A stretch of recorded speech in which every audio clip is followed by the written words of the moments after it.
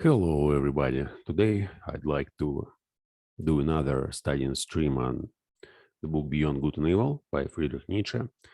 Here I'm studying the book by talking about it, thinking aloud, reading the book and thinking aloud, and also memorizing everything what I'm reading. Now I'm working on 14th paragraph, but before I start analyzing this paragraph, let me recite the previous three paragraphs. 11.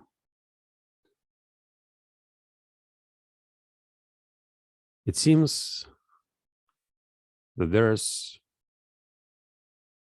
everywhere an attempt at present to divert attention from the actual influence which Kant exercises on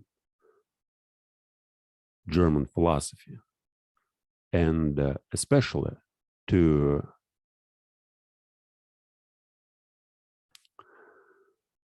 prudently ignore the value which he set upon himself. Kant was first and foremost proud of his table of categories. With it in his hand, he said, "This is the most difficult thing that could ever be undertaken on behalf of philosophy. Let us only understand this could be." He was proud of having discovered a new faculty in man, the faculty of synthetic judgments, a priori. Granting that he deceived himself in that matter, the development and rapid flourishing of German philosophy, notwithstanding, dependent on his pride and the eager rivalry of the younger generation to discover, if possible, something that at all and all faculties of which to be still prouder. But let us reflect for a moment. It is high time to do so. How are synthetic judgments a priori possible? Kant asks himself. And what is really his answer? By means of a means, faculty. But unfortunately, not in 5 words, but so circumstantially, so imposingly, with such display of German profundity, that one altogether loses sight of comical misery allemande involved in such an answer. People were besides themselves with delight over this new faculty, and the jubilation reached its climax when Kant further discovered a moral faculty. For at that time, Germans were still moral and not yet dabbling in the politics of hard facts.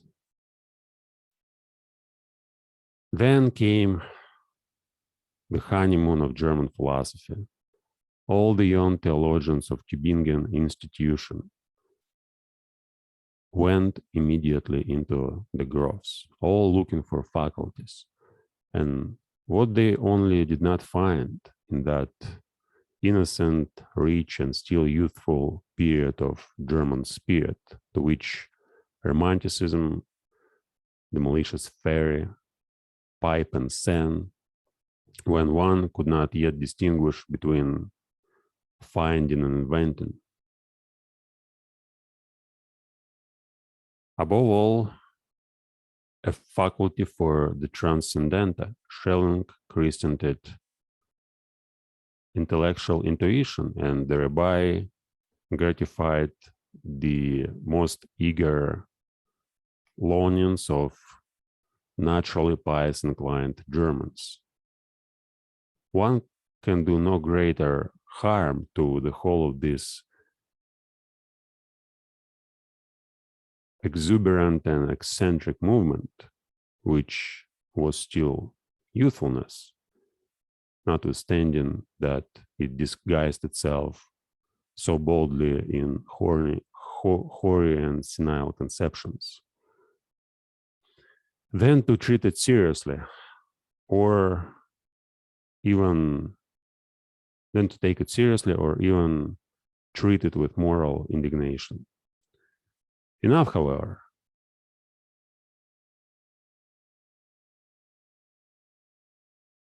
The world grew older and the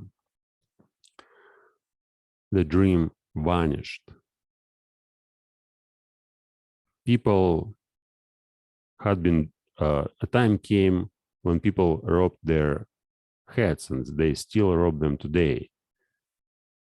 People had been dreaming, and first and foremost, old Kant, by means of a means, faculty, he said, or at least meant to say. But is that an answer, an explanation? Or is it rather merely a repetition of the question? How does opium induce sleep?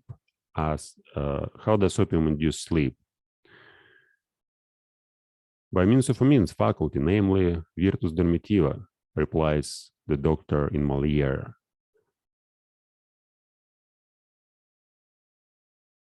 Quid est in eo virtus dormitiva, cuius est natura sensus assopira. But such replies belong to the realm of comedy, and it is high time to replace the Kantian answer, the Kantian question, how are synthetic judgments a priori possible, by another question, why is belief in such judgments necessary? In effect, it is high time that we should understand that such judgments must be believed to be true.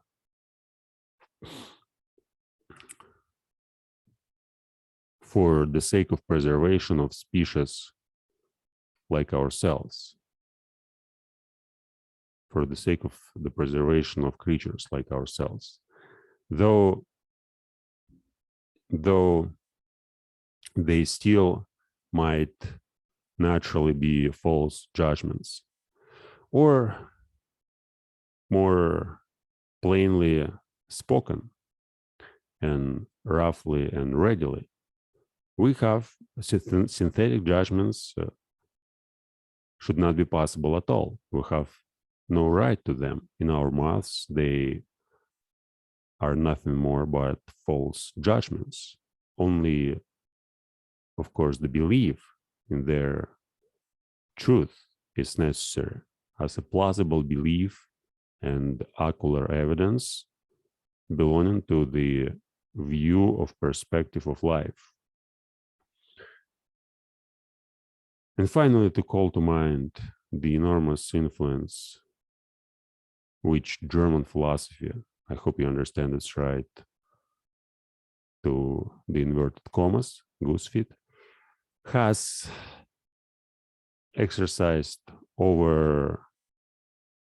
throughout the whole of Europe.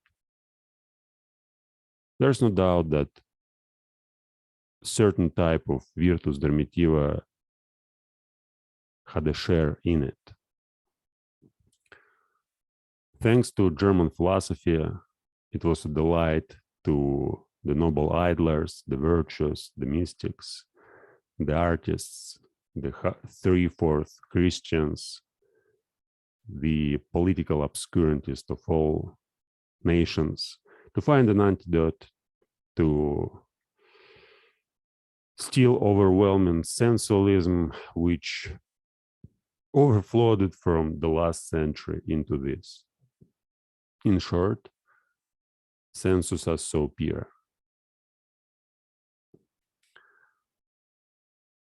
(12)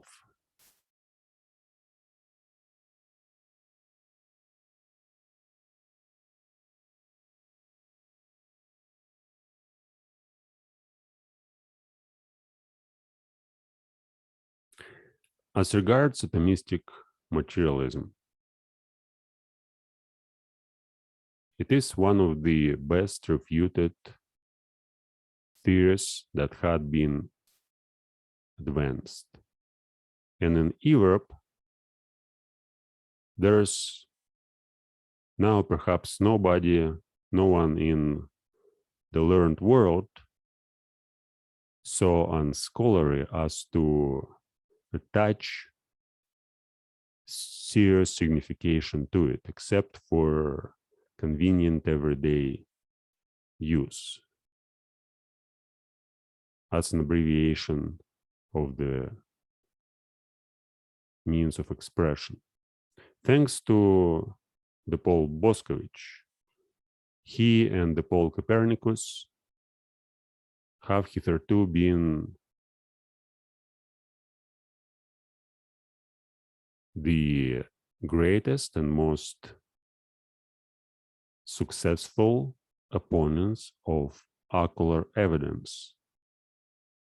For while Copernicus has persuaded us to believe, contrary to all the senses, that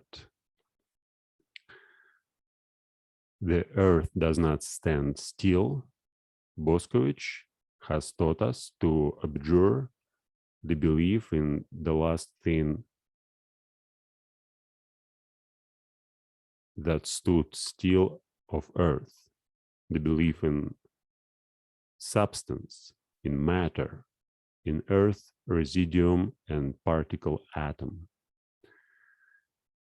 It is the greatest triumph over the senses that has hitherto been gained on earth. One must, however, go still further and also declare war, relentless war to the knife, against atomistic requirements, which still lead a dangerous afterlife in places where no one suspects them, like the more celebrated metaphysical requirements.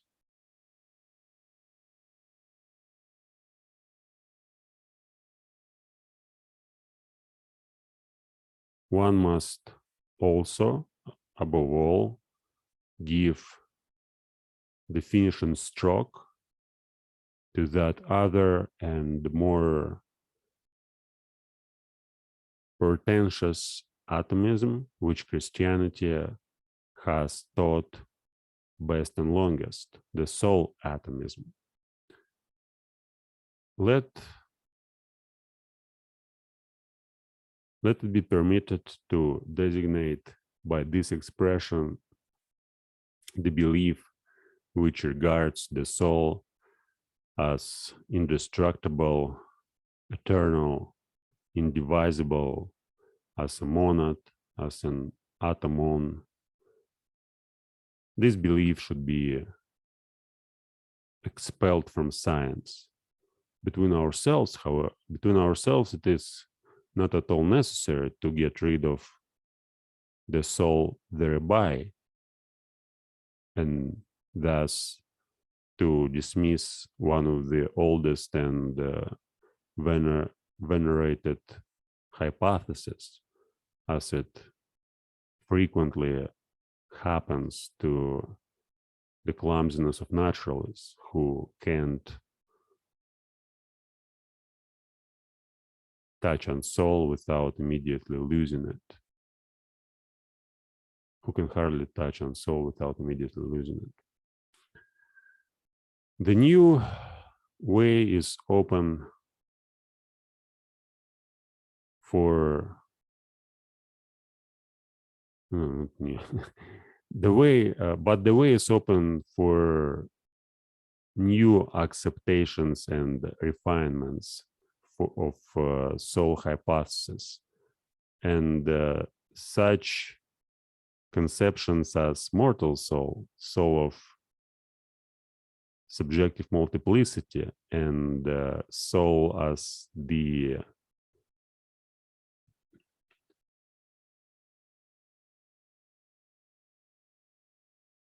social structure of the instincts and passions, wants henceforth to have legitimate rights in science. In that, the new psychologist is about to put an end to the superstitions which have flourished with almost tropical luxuriance around the idea of the soul. He is really, as it were, thirsting himself into a new desert and new distrust. It is possible that the older psychologists have had merrier and more comfortable time of it. Eventually, however, he finds that precisely thereby he is condemned to invent and, who knows, perhaps to discover the new. 13. Psychologists should bethink themselves before putting down the instinct of self-preservation as the cardinal instinct of an organic being. A living being seeks above all to discharge its strength. Life itself is will to power. Self-preservation is only one of the indirect and most frequent results thereof. In short, here, as everywhere else, let us beware of superfluous teleological principles, one of which is the instinct of self-preservation. We owe it to Spinoza's inconsistency. It is an effect that it is thus an effect that method ordains, which must be essentially economy of principles. Okay, so it was kind of hard. See, now I repeat less and less these whatever I memorize, and yeah, and it gets harder. But I wanna I wanna memorize all. Like, I don't want to put a lot of pressure on my memory.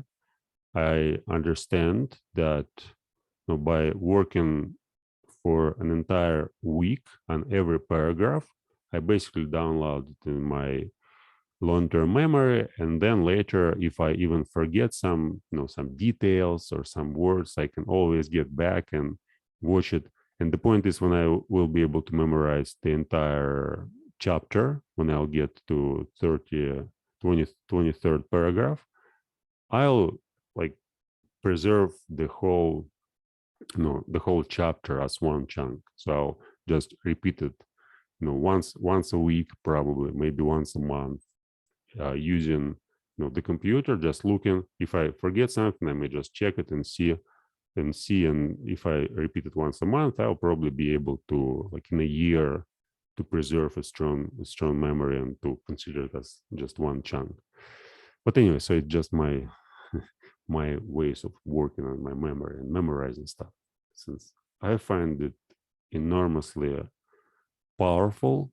Just one exercise, memorizing one paragraph a week, repeating it twice a day, and then building more and more, expanding your memory through this exercise, learning to memorize huge amounts of information, not just one paragraph, but now I can keep in mind 13 paragraphs, and it'll take me an hour to get through, all of them at once. And it's fantastic. Like when I go for a walk and just repeat it in my mind, the whole thing. First of all, I see always new details and there are new thoughts. Whenever I do this exercise, wait, I have to make a pause. Okay.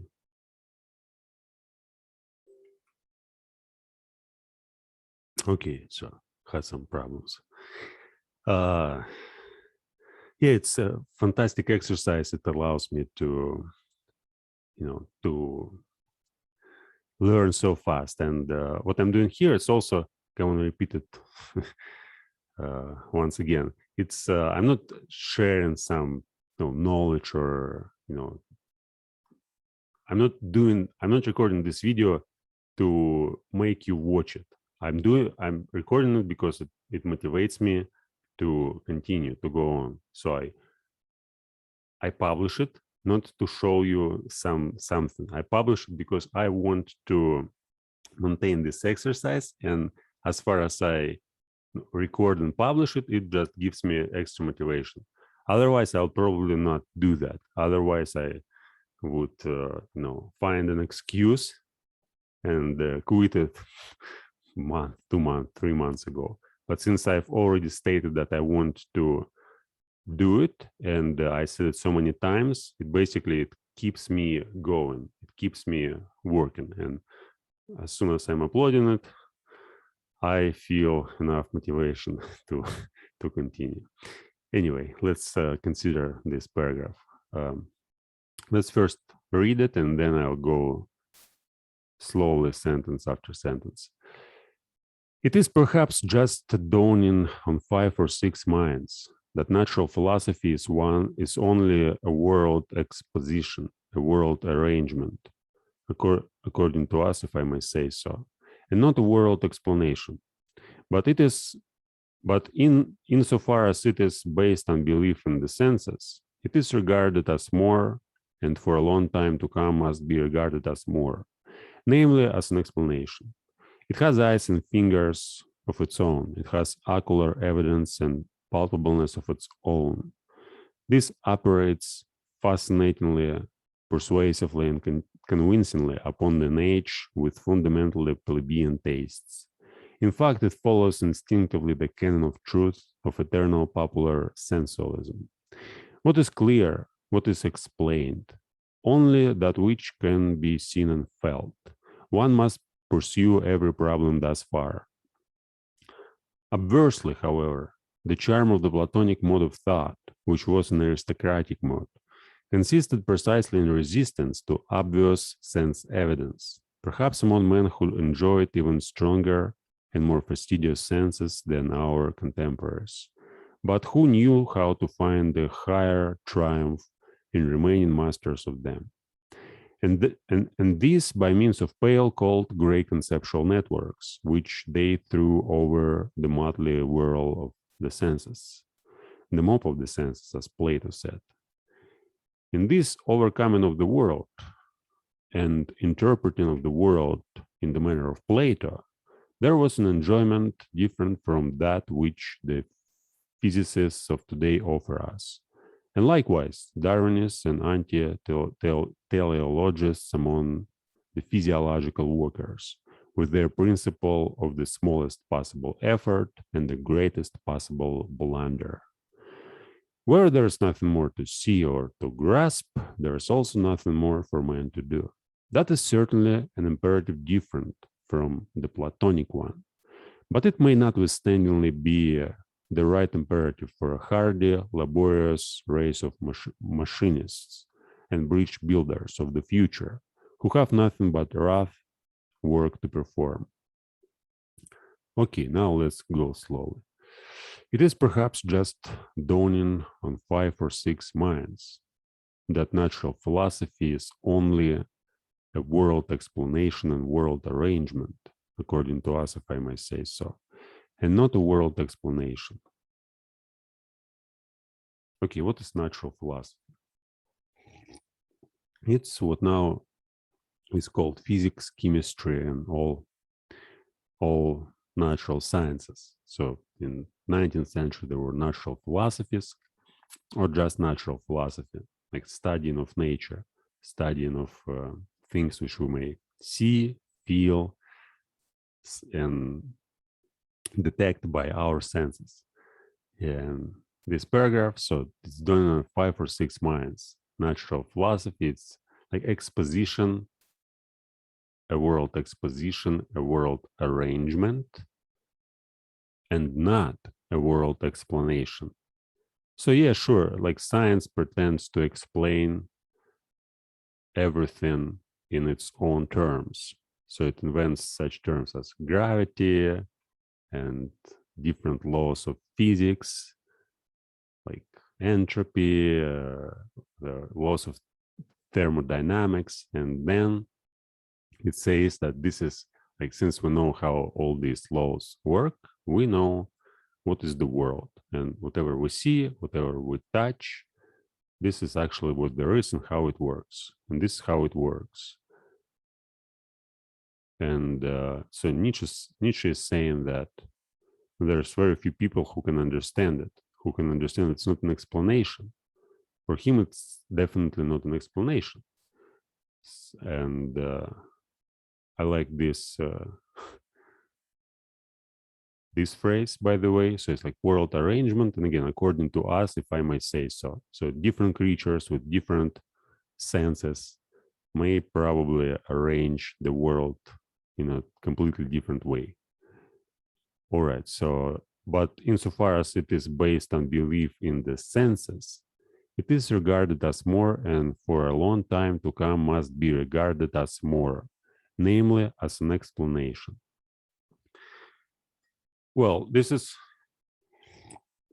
not only about science, it's also about the hierarchy of human instincts, since it's easier to understand everything that we see, touch, smell.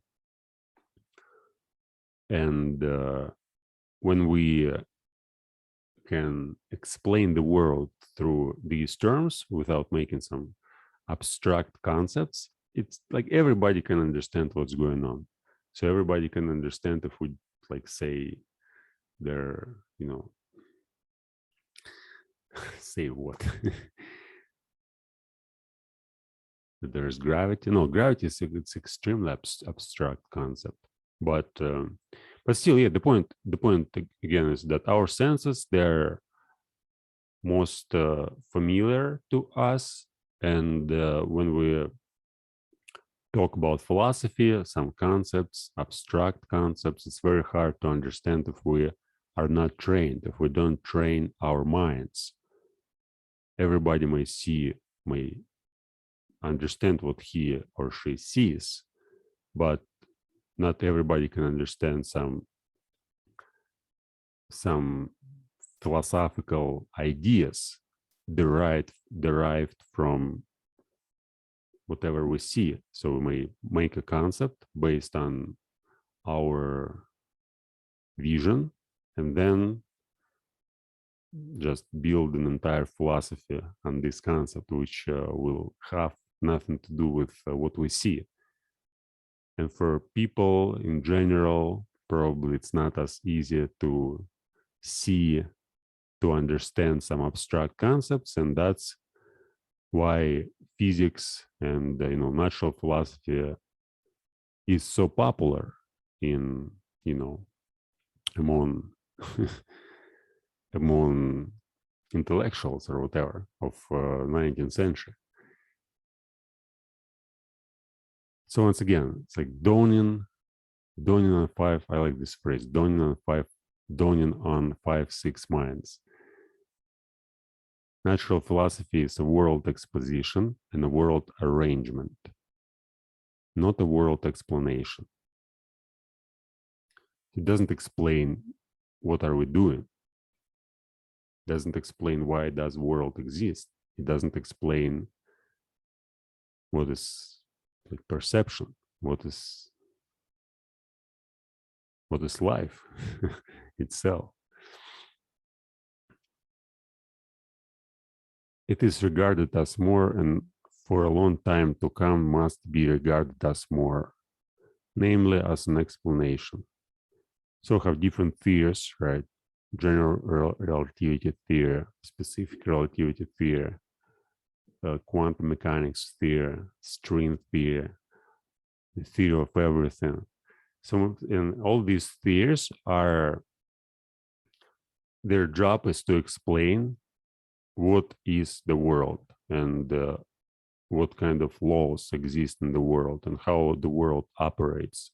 And not only the outer world, but also like everything. We are the part of the world, and therefore we may be also subjects of these laws. And as soon as we have a complete explanation of everything what's going on, we may say that we that we what explained the world.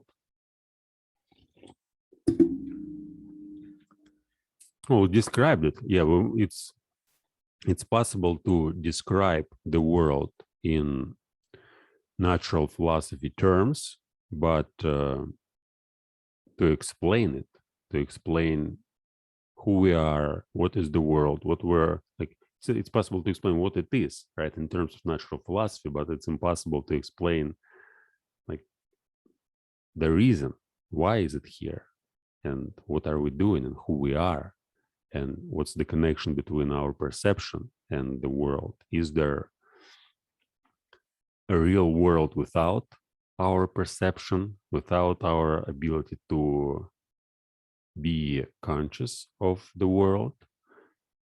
And all these questions, physics and natural philosophy can't explain. It can't basically say that what is here and how we can see it, but it can't tell us what to do with that. Anyway, okay, let's go on. It has eyes and fingers of its own.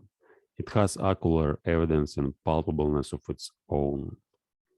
This operates fascinatingly, persuasively, and convincingly upon an age with fundamentally plebeian tastes. In fact, it follows instinctively the canon of truth of eternal popular sensualism.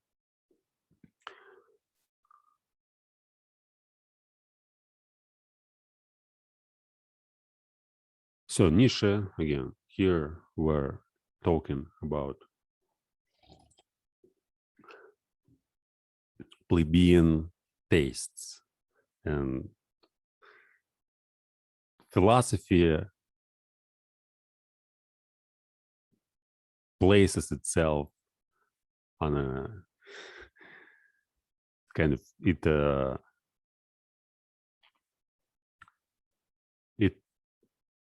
it makes itself superior to the plebeian tastes and says like, doesn't matter what we see, doesn't matter what we touch, it's like our senses deceive us.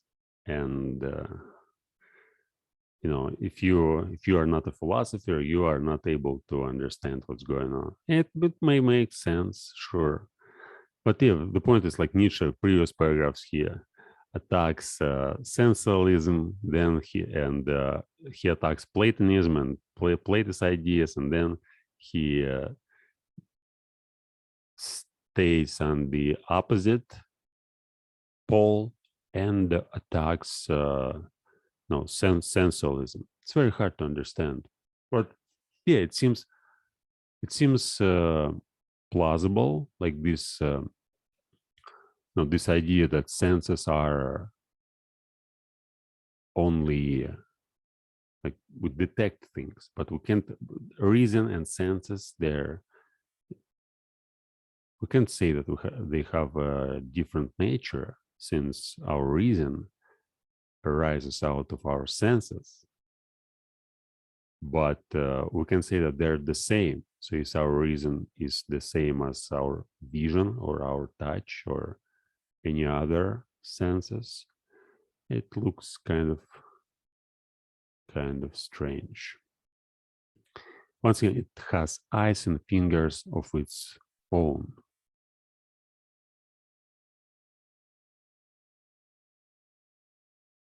What it? An explanation? Or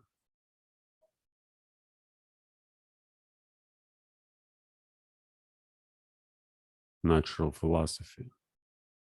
Yeah, natural philosophy probably. It has eyes and fingers of its own. It has ocular evidence and palpableness of its own. This operates fascinatingly, persuasively, and convincingly upon an age with fundamentally plebeian tastes. Yeah, and plebeian tastes, once again, just mob, crowd, herd, and you can befool everyone by appealing to the senses, but not a philosopher. Since a philosopher, if you say, what's true, and ultimately it's the question about truth. It's the same question as what is real. And science and natural philosophy says what is real is something that we may touch, see, and perceive by our senses. But for a philosopher, like for Plato, for example, he's not convinced by that. He doesn't agree. He says, no, what's real, it's my forms, let's say Platonic forms, right? And like something that we can't describe without using sensual terms, like again, form, basically a square, if we talk about pure square or pure circle. So it has shape, and to comprehend this shape, we have to be able to at least see it or touch it. So we may comprehend the shape by touching it, or we may comprehend the shape by seeing it. And it seems impossible to describe any idea without appealing, without linking it to our senses. So what we can understand, we understand only in terms of our senses. If there's no terms, if there's just abstract ideas which have nothing to do with our senses, which we can't see, can't touch, can't smell, can't taste, can't hear, it seems to be impossible to understand. But there, yeah, again, language. So we have some abstract concept in language, like subject. What is subject, right? Can we see a subject? Well, yeah, we can see it. It's basically, oh no, it's a purely abstract concept, like subject. So something that in grammar, so subject, verb, and object. Well, you can perceive it like a word, but is there something behind this word? So there may be everything, right? Everything may be a subject, and it's hard to say that you perceive it in terms of the senses. So you have to abstract from all the senses and say, yeah, nothing may be a subject.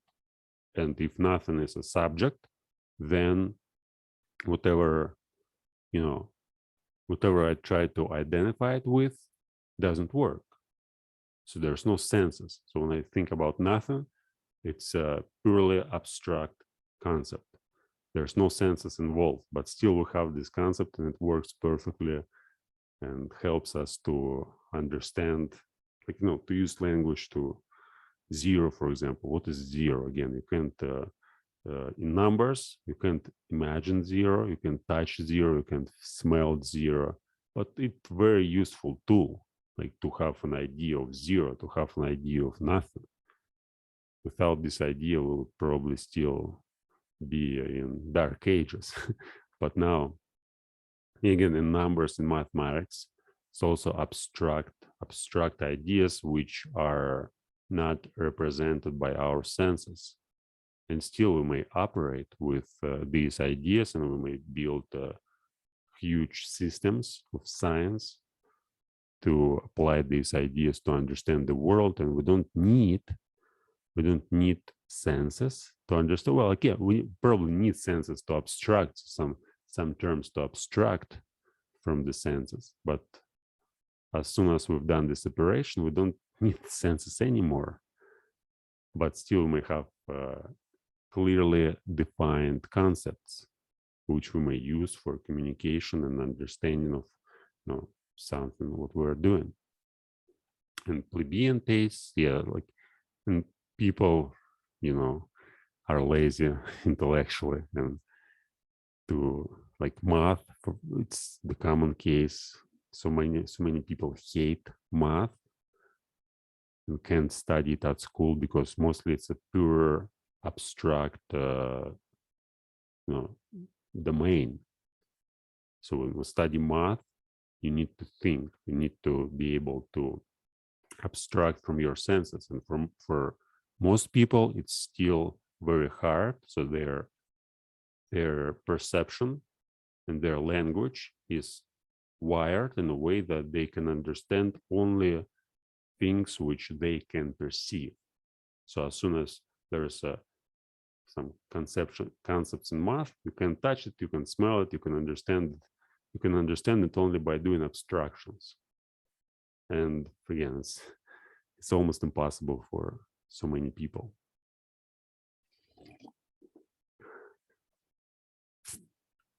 Yeah, recently, probably yesterday, I accidentally stumbled on the video where there was a discussion about different styles of teaching. There are some auditory, learners, visual learners, hands-on learners. And in the discussion, it was stated as if it were a myth. And there were some experiments, some studies, some research, which showed that in reality, it's never the case. So we all have different styles of learning, and they may be combined, and it's not actually so influential in our. If you may be convinced that you are a visual learner and that you learn easier if you just read something or see something rather than listen to. For example, for someone, it's easier to understand the meaning of whatever an idea just by hearing it from somebody else. For somebody else, it's easier to understand by reading it and processing the information in visual, through the visual channels. But in this myth, it was like in this video, it was stated that kind of myth, and there was again some proofs.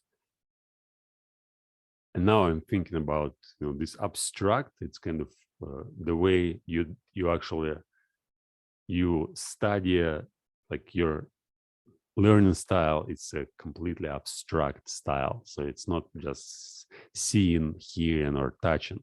Like you study, you apply a different mechanism, some kind of rational studying or conceptual studying or categorical studying, whatever it may be called.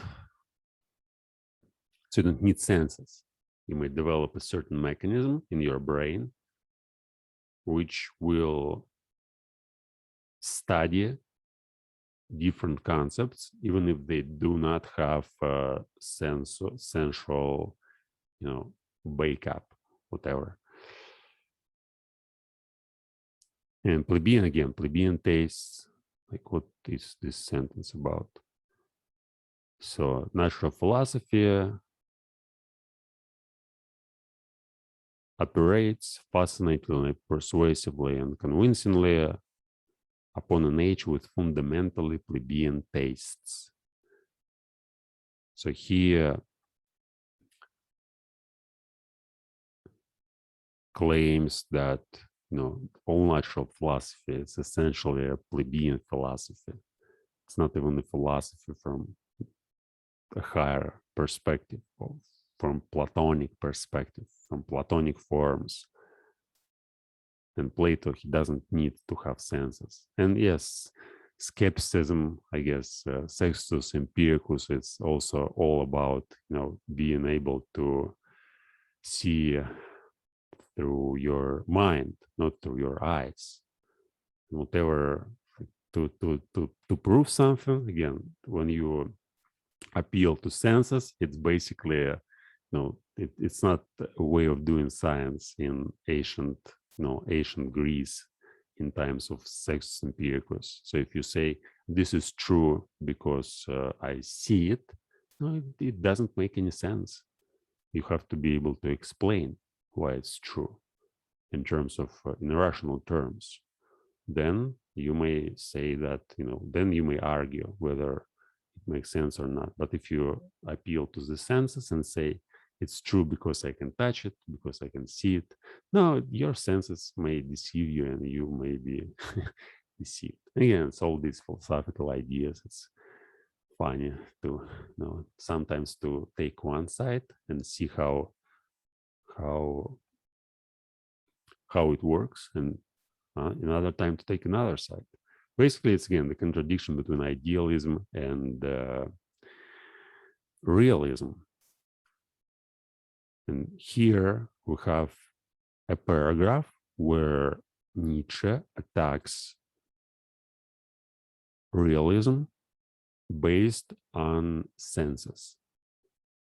And he uses Plato as an example to show that there were times when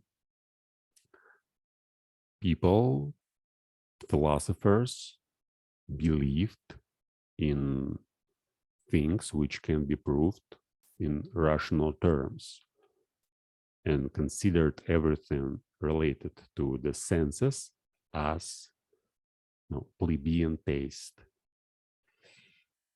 Okay, what is clear, what is explained, only that which can be seen and felt.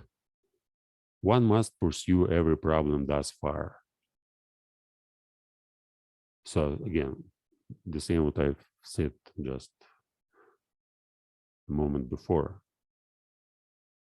So you see, you feel, and you don't question further. You don't ask, okay, I see, I feel, but still doesn't mean that the thing is real if I feel it and see it.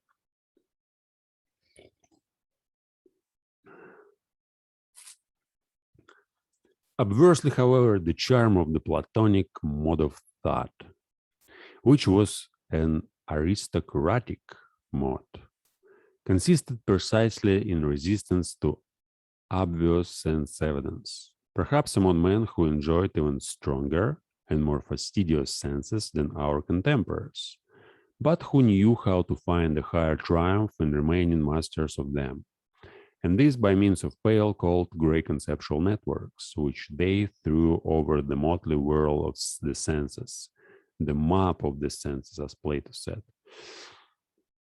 Yeah, an interesting idea here is also that this aristocratic mode of thought, you may say, why does it matter? Like, what difference does it make to see it from one perspective or from another? Well, it makes a huge difference if you think about emotions.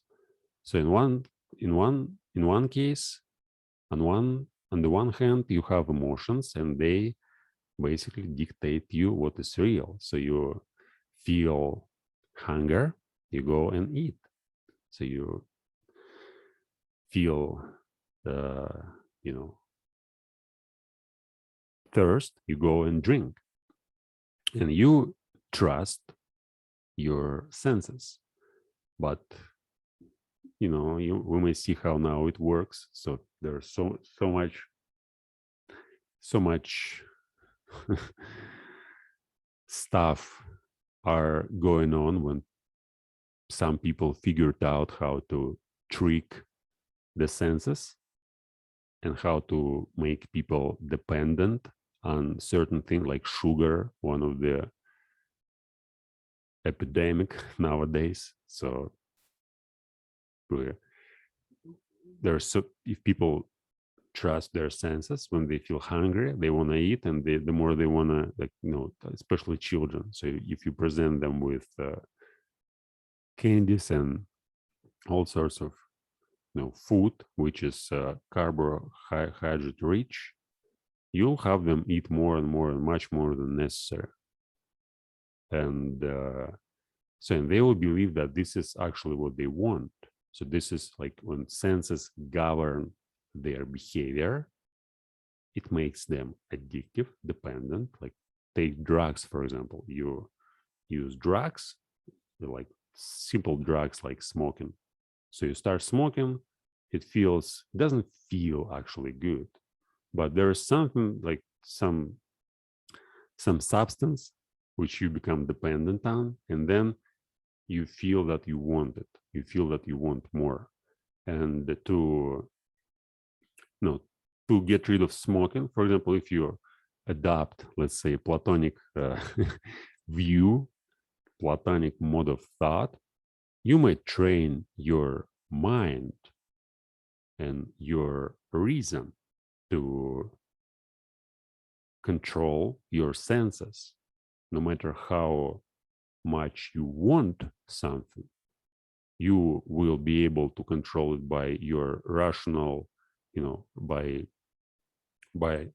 asking yourself, do you really need it? And how this thing will affect your health and your future life. So if you adopt this aristocratic mode of thinking, you may learn to not suppress, but you may learn to control your desires and your wants, which are based on pure senses. So never, like, that's what's problematic about senses. So if you do not apply reason, you basically live like an animal. So whatever you want, you immediately get it. If you don't get it, you suffer. Whereas when you learn to reason, when you learn to abstract and set some purposes, it makes it much more. Well, again, sometimes, of course, you may get in trouble. So you may decide, wow, this thing is good for me. For example, this studying stream. So for me, it's extremely powerful exercise. I do it, and even though I feel stupid most of the time, my memory gets much better. My attention, my imagination, it all grows. I see how much it improves by being able to, like in a conversation, for example. Now I've reached such a high level in understanding conversations which I have. So after I basically may keep in mind the entire conversation, which lasts for 2 hours, and next morning I may sit and think about this conversation, like basically seeing almost the entire thing. So I may replay it in my mind from the beginning without losing more than like 20-30%. I'm able to see like the entire development of the conversation, and and write it down to see some funny moments. And it's not just about conversation with people, but it's like, again, memory, attention, imagination, it all strengthens by this exercise. And if I would be completely rational, so I would probably say something like, oh, this is wonderful. I may do this exercise for 5 hours a day, every day, or 10 hours a day, every day. And I may convince myself that it's necessary. And obviously, like, I don't have so much, so much energy to do that. But since I'll base my decision on pure rational, expectation or pure rational reasoning, it may lead to such situation where I'll go and continue doing this work in spite of any my senses. And then finally I'll probably die in 1 month, or get crazy, or something else will happen. Like, there was a similar example when I first discovered reading as an extremely powerful tool. It was 2007, But basically, the the period which I want to refer now is 2008, when I started reading Saltykov-Shchedrin, and I decided that I'm going to read the collected like his collected works, 10 volumes of his collected works, as fast as possible. And I've read them in I read them in 2 months, a little bit more longer than 2 months, maybe 2.5 months. And yeah, it made me crazy. Since I decided, oh, this is the thing which I'm going to do. So my reason, I convinced myself that, no matter what I feel, no matter how I feel, I'm going to continue reading and finish this task. And yeah, I've done it, but it made me crazy, like literally crazy. And yeah, it's I think the problem here is that when you over rational, when you don't use your senses, and when you dismiss senses completely, you get in trouble on one side. You become insensitive. And when you rely on senses too much, and when you think, okay, reason, like, let's shut down your mind, your inner dialogue, it's all just nonsense, you get in trouble on the other side. The point again, it's like the golden mean of Aristotle. So you have to find the balance and be able to regulate them both. So not to succumb to your senses and not to succumb to your reason, but apply them both for maintaining your whatever you're doing, your behavior. All right, let me read this sentence once more. Obversely, however, the charm of the Platonic mode of thought, which was an aristocratic mode, consisted precisely in resistance to obvious sense evidence. Perhaps among men who enjoyed even stronger and more fastidious senses than our contemporaries, but who knew how to find a higher triumph in remaining masters of them. And it's like to find a higher triumph in remaining masters of them. That's what fundamentally happens when you learn to control your senses. Yeah, the intellect, the mind, or as I now understand it, the language, it gets so powerful and starts tyrannizing everything. So it's a really hard question whether it's better to be an animal, and by animal I mean not a real animal, but a kind of human animal. When you eat,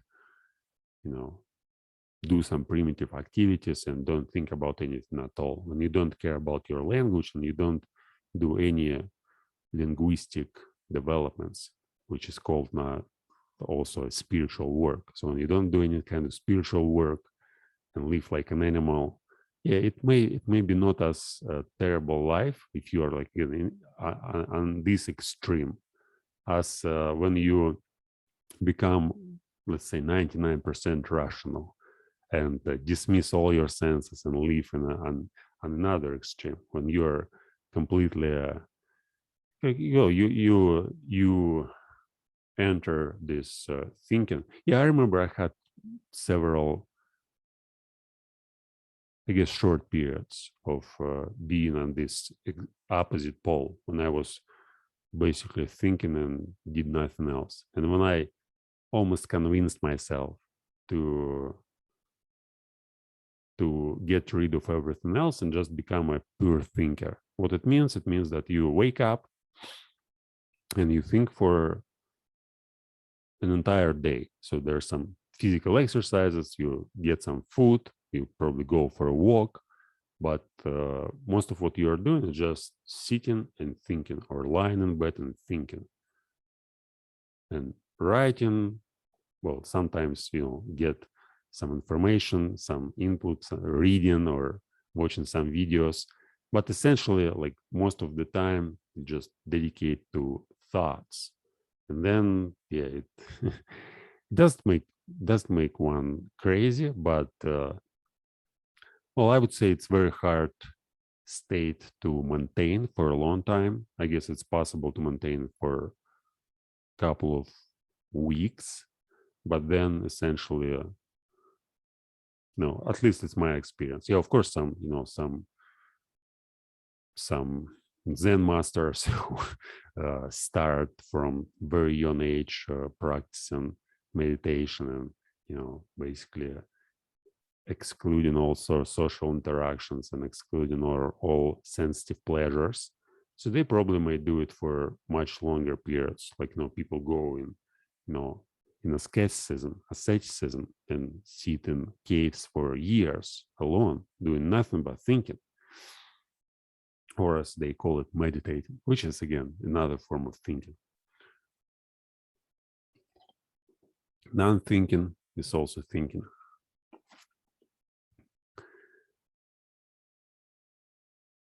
Conceptual networks.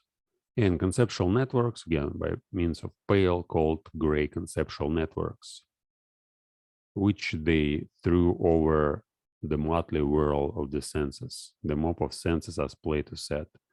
So conceptual networks, exactly, you create some fantasies or conceptual networks, again, concepts, ideas, and you perceive these ideas instead of perceiving, whatever, light, instead of touching objects, instead of, tasting something, eating stuff.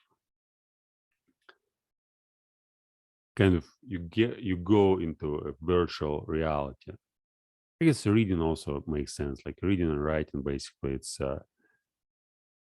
not visual, since mostly when you read your mind, you don't pay attention to words. Words by themselves do not mean anything, but there's kind of picture in your imagination. Even now, I'm reading, and basically, I see the words, I see the sentences, but basically my mind isn't here.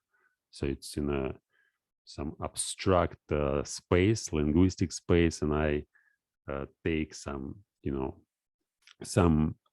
objects presented in this space, and I rearrange them by using, adapting something that I get from this paragraph to what I already have in this space. So I bring, like what I'm doing now, I'm taking these sentences, these words, these concepts, and I put them in some linguistic space where I can arrange them in a particular way. So when there's some different experiences stored in my memory, and I place like these new words, new concepts, maybe new sentences into this space, and try to to place it in that way that next when I need it, I may get access to it easily, and probably build some beautiful buildings, whatever. Okay, so in this overcoming of the world and interpreting of the world in the manner of Plato, there was an enjoyment different from that which the physicists of today offer us. And likewise, the Darwinists and anti-theologists among the physiological workers, with their principle of the smallest possible effort and the greatest possible blender. All right. So overcoming of the world, or overcoming of the senses, right? So interpreting the world in the manner of Plato. It's like the world is not in the bottom line here is that there is world of senses, things which we may perceive, and there's the world of ideas, pure forms, which are not dependent on any senses. And while we're arranging the world in terms of senses, we're doing natural philosophy, natural sciences. So we say, this is what is the world. This is how it looks like. This is what it is. And there's nothing more than that. So in Plato, we say, like everything we feel and, everything we feel and see, like it's the same, like everything we feel, it's only a part of the world. There's another world, like, let's say there's ontology and epistemology. So there's ontological world, it's the world of our senses, and epistemological world, it's the world of our knowledge and our experience encoded in words and concepts. And so what we are doing, we basically may shift from one world to another, and that's basically how we operate as human beings. So we constantly get from one world to another. But some of us, again, are placed on like the opposite poles. So some people, like maybe because of some disorder, psychological disorders or whatever, they can't think at all. So it's like they can't abstract, they can't use language. So they are pure animals. And there are some cases when people are born with without the frontal lobe, like there's no brain, there's no there's like the neurocortex is not developed, and they're like they still perceive the world, they still can see, and they still react to external stimulus. And other people, they basically get fully into this domain of epistemology. So for them, whatever there is, it's basically the stream of consciousness, the thoughts, ideas which they experience, and they may live in this in this world of concepts, of pure forms. Yeah, I guess this is what I mentioned before. It refers to it too, since for me, I often, well, especially the time when I was studying Russian language, and or I would rather say when I was studying myself using Russian language.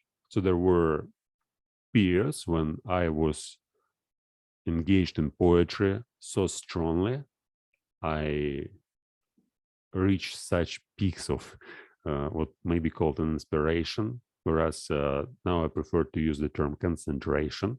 So I reached such peaks of concentration where I could like write a poem. So I could just go somewhere and walk for 4 hours without noticing anything around. Of course, I see stuff. I see some traffic lights and cars and people around, but I pay no attention to them. And my mind is completely in this in this linguistic space. And as a result, after 4 hours, I have a poem like 20 whatever, 16 lines, 32 lines, 84 lines. And yeah, it's kind of different way of life. It's not, it may be compared to dreaming, but it's not dreaming. It's I would say that dreaming is actually the most primitive sort of life in this case. By primitive, I don't mean the worst, but like the basement. The basement is dreaming. Then the next layer, or the next, like the first floor, is senses, and the third floor is this linguistic space, basically living in a linguistic space. I guess virtual world, but still virtual world is dependent mostly on senses. It's not conceptual. It's not conceptual. You will, in virtual world, you will see, you will hear something, you'll do whatever you're doing here in this world, but yeah, but it's not going to be this world. Whereas linguistic space, it's mostly about operating with like ideas and words and concepts in your mind, which are not necessarily dependent on senses, on our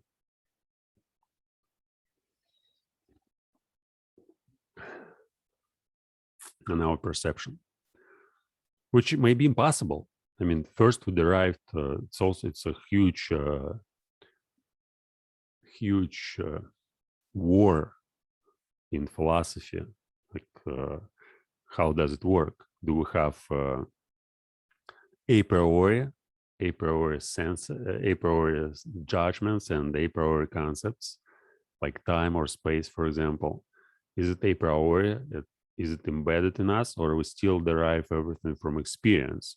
And if we derive everything from experience, our entire language must be built on our senses. So of course, we may make some abstractions later, and it's called conceptual blending, and take some ideas, like we may take a human, and we may take a bird, and then we may say like something like human bird. What is human bird? It's basically a human which has wings and can fly.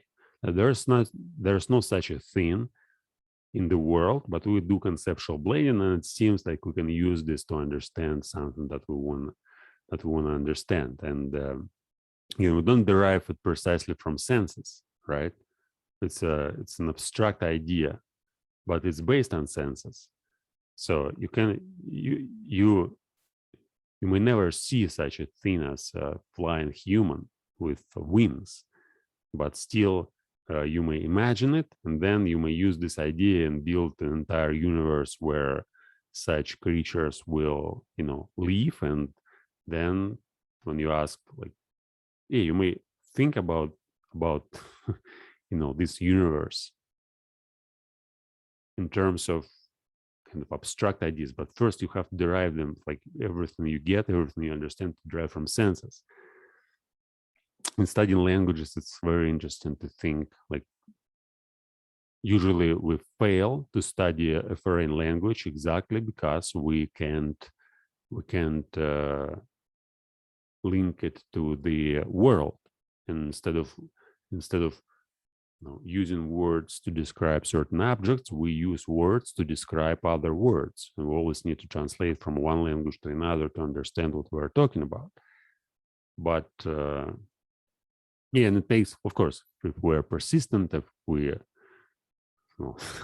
study for 10 hours a day for a couple of years, we may reach the point when it's no longer necessary to use words from our native language, because our second language basically becomes our native language if we apply it for describing our sensual experience all the time and use it for thinking or analyzing the data, like sensual data, and interpreting them in a certain way.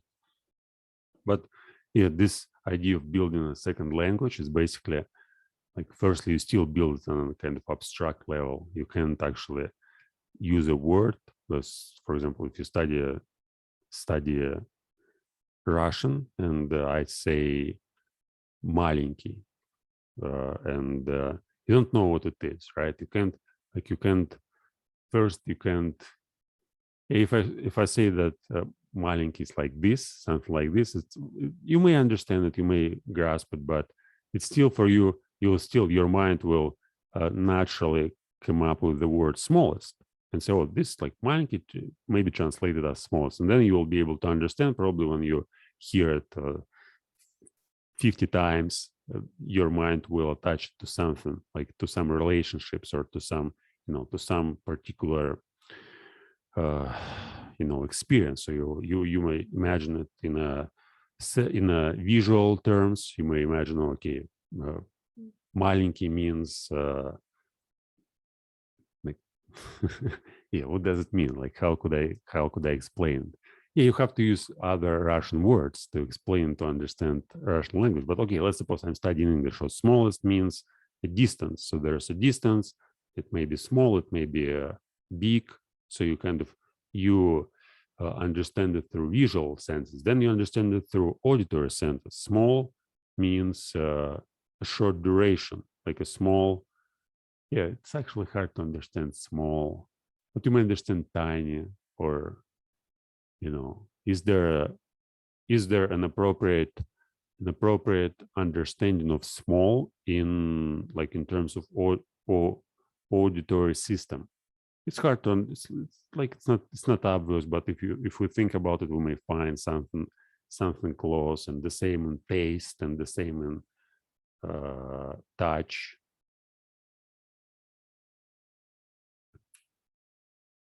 But again, it's abstract. Anyway, so let's. I already want to. I've already feel that I have to finish this exercise. Yeah. the last sentence, and I'll stop there. So where there's nothing more to see or to grasp, there is nothing more for man to do. That is certainly an imperative different from the Platonic one, but it may notwithstandingly be a right imperative, be the right imperative for a hardy, laborious race of machinists and bridge builders of the future, who have nothing but rough work to perform. Okay, yeah. It basically limits. So when we limit ourselves with our senses, first of all, we definitely miss a lot of what's going on in the universe and a lot of magnificent things which we may perceive by going to this linguistic space and analyzing different concepts and playing with these concepts, right? But for some people, yeah, it's impossible because what? I don't know, because this how we developed ourselves as human beings. So some people have pleasure to to find out knowledge about this aristocratic mode of thought and to do something, to obtain this aristocratic mode of thought, to see how it works.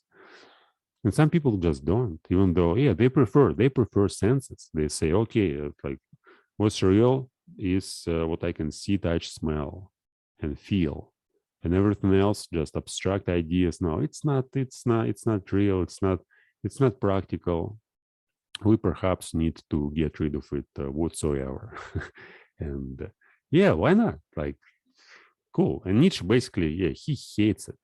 He says, come on, you're fools. You do not understand. There's so much beauty, so much pleasure in this, in this extra linguistic domain, which you all deny, saying, but, if you can't feel it, it doesn't exist, but which is still there. And you deny it exactly because you are fools, because you can't perceive it, but it is here. So no, it's like you're, and again, the argument basically is no, you are fools since you believe in some fancies which do not exist. And instead of doing something in this world, instead of building the world, instead of building a paradise on earth, you escape in these fantasies, and you basically waste your life doing something completely useless, since it's basically useless to sit and think and do nothing and write some science fictions, just any source of fictions, and do pure mathematics. It's a waste of life. Go and build a bridge. Go and build a rocket. Go and harvest food if you can't do anything else. Yeah, that's the. Yeah, I guess it's not only about different types of people. It's also like in ourselves we find instincts and motives which push us in both these directions. So something in us wants to think, something in us wants to learn, to study, to find new knowledge, to engage in all sorts of scientific pursuits, scientific enterprises. And something in us wants just to have rough feelings, have nice food, beautiful landscapes, to travel around the world and see all sorts of amazing stuff, to have relationships and sex and whatever the hell there is, which senses provides us with.